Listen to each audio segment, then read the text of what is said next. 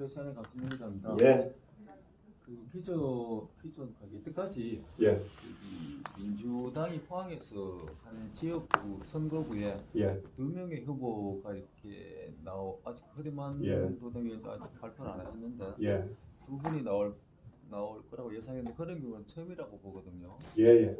근데 이번 이건기 예비후보께서 나오신 게 당내에서 서로 조율된 사항인지 먼저 궁금하고요. 예, 예. 두 번째는 아까 말씀하셨다시피 이게 그 민주당에 대한 뭐 인기라고 그러나요? 예. 뭐라 그럽니까? 그 분위기를 예, 띄우는 예. 그런 과정인지 아니면은 뭐 경선까지 가셔서 끝까지 가실 생각이 있으신지도 같이 여쭤보고 예, 예. 싶습니다. 예, 먼저 첫 질문은 뭐 당내 조율이 있었는지에 대해서 말씀드리겠습니다. 지금까지 경북 13개 지역구에서 국회의원 민주당의 후보로 국회의원에 출마한 지역구가 다 없어요. 예, 출마할 그런 사람들도 참 부족했는데 이번에는 제가 포항에서 제가 출마를 하게 되었습니다. 어차피 허대만 후보도 나올 거라고 감안하고 출마하기 전에 예비 후보 등록 전에 제가 미리 말씀을 드렸습니다. 우리가 정책적으로 서로 대립되고 색깔로 서로 이렇게 부딪힐 수는 있지만은 사람에 대한 관계에서는 우리가 그동안의 의리를 저버리지 않겠다. 그렇게 말씀드렸고요. 또 축구로 한번 따져보면은 지금까지 한 20년 동안 뭐 혼자 감독하고 또 주장까지 또 연후반 뭐 연장전까지 그 다음날 조기 축구까지 뭐 혼자 이렇게 좀 담당을 했어요. 너무 필요합니다. 한 분이. 그래 지난번에 포항시장 선거도 나왔는데 뭐 한 2년 후에 뭐 어차피 행정력은 저보다 많이 뛰어나다고 보고요. 포항시장으로 뭐 좀 추천했으면 싶고 저는 이번에 민주당에서는 거의 경선의 분위기로 흘러가고 있어요.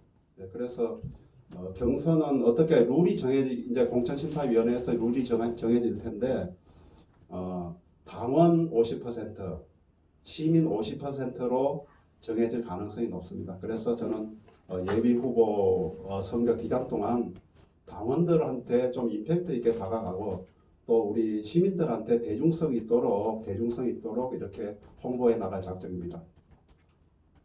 이게 이제 민주당이 집권 여당이지만 예. 실제적으로 TK 지역에서는 예.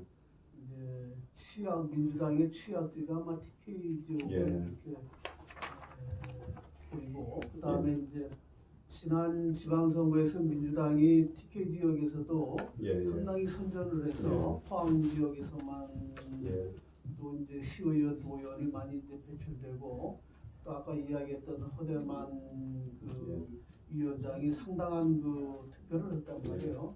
그러나 이제 최근에 뭐 현 정부의 여러 가지 정책적인 그런 내용을 놓고 이제 오히려 지역 정서가 더 민주당 쪽에 이렇게 불리하지 않나 이렇게 이제 이야기들을 이제 세간에서 많이 하고 있는데 이제 민주당이 어떤 특정인들 아까 말씀한 뭐 주로 이야기하신 게 이제 노동자, 농민 이제 이런 이제 그런 적인데 그게 이제 그럼에도 불구하고 포항시 전체에 득표를 하기 위해서는 이 중도라든지 아니면 이 보수층도 표를 끌어와야 되는데 그런 내용이 이제 없단 말이에요. 그래서 이제 거기에 대한 뭐 대책이 뭐 있는 거예요. 지난 지방선거 때가 사실상 대통령의 남북관계 특수로 아마 TK 지역에서 최대치를 찍었다고 저도 생각을 하고 지금은 어차피 국회의원 선거가 가면 갈수록 지역 정서, 지역 대결 구도로 이렇게 고착화될 가능성이 많습니다. 지금 사실 조국 사태 이후에 보수 세력들 그러니까 지역의 보수층들이 많이 등을 돌렸는 것은 사실입니다. 뭐 그런 흐름이나 이렇게 냄새가 느껴지는데요.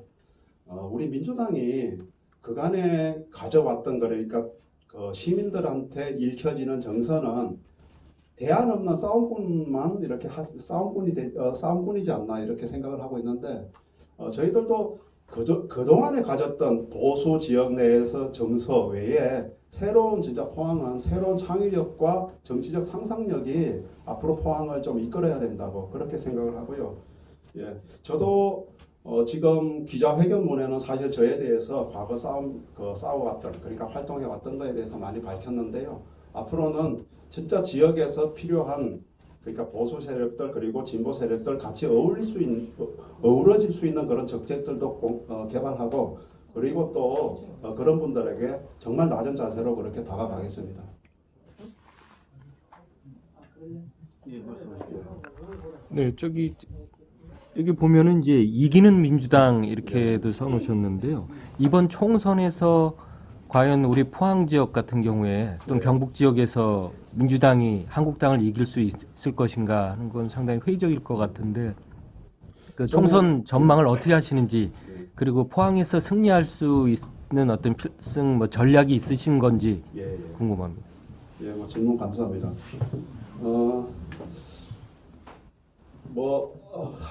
그동안 한 20년 동안 뭐 한 분의 예를 든다면 사실 그 표가 한 120일 동안의 예비선거 운동 기간 동안에 계속 선거 운동을 해도 사실 확장력은 없었어요. 거의 고정된 어떤 표가 있었고 그래서 좀 이길 수 없다 그렇게 이길 수 없었는데 저는 오히려 지금 5%에서 만약에 출발을 해도 제가 확장력은 엄청나게 크다고 저는 생각을 하고 있습니다. 그래서 이번에 진짜 새로운 바람으로 그렇게 접근해 간다면은 포항에서도 뭐 진다는 생각은 하지 않습니다. 반드시 이길 수 있습니다. 뭐 그걸 믿고 저는 출발을 결심했습니다.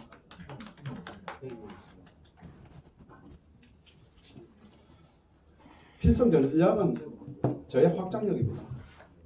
충분히 할 수 있습니다. 더 질문이 있으시면 한 가지만 더. 예. 말씀하십시오. 후보님 좀 전에 말씀하셨는데 허대만 위원장을 시장으로 나갔으면 좋겠다라고 말씀하셨는데 그걸 가지고 이번 선거에서 단일 후보로 나오시고 허대만 위원장 이렇게 시장 쪽으로 뭐 딜이나 이런 계획을 없으십니까? 그런 거는 뭐 정치적으로 뭐 기자님께서 정치적 상상력이 너무 풍부해가지고 그런 건 도저히 있을 수 없고요. 제가 볼 때는 너무 필요합니다. 2년 전에 사실은 42%, 43% 받았는데 최고치 찍었다고 보고요. 더 이상 이제 너무 최고치 찍다 보니까 이제는 자꾸 이렇게 내려오더라고. 분위기가 정서가 그래요. 그래서 새로운 사람이 새로운 정말 동력을 가지고 하지 않으면 포항도 또 지는 선거가 되지 않을까 그런 생각하고요. 절대 뭐 당신은 시장하고 나는 국회의원 하겠다 그런 내락은 전혀 없습니다. 지금 정정당당하게 승부하고 그리고 또 결과에 또 따르고 그러면서 지는 사람은 또 이기는 사람을 축하하고 또 적극적으로 선거운동 해주고 그렇게 하겠습니다.